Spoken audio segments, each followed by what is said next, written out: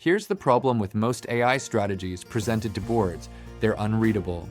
Slides full of jargon, neural nets, architecture diagrams, it all sounds impressive, but no one leaves the meeting understanding what's next.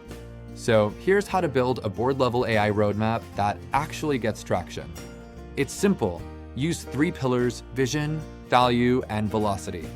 Vision. Explain where AI fits into your company's 3 to 5-year plan.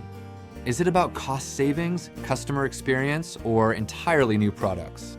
Value. Quantify impact in business terms: revenue growth, margin expansion, churn reduction. No one cares about model accuracy if it doesn't tie to dollars. Velocity. Define how fast you'll move: pilots, talent, infrastructure, and adoption timelines. Boards don't need details, they need clarity and confidence. Your roadmap should tell a story: how AI turns from experiment to advantage. If you can communicate that in 5 slides or less, you're not just leading an AI project, you're leading an AI-driven company.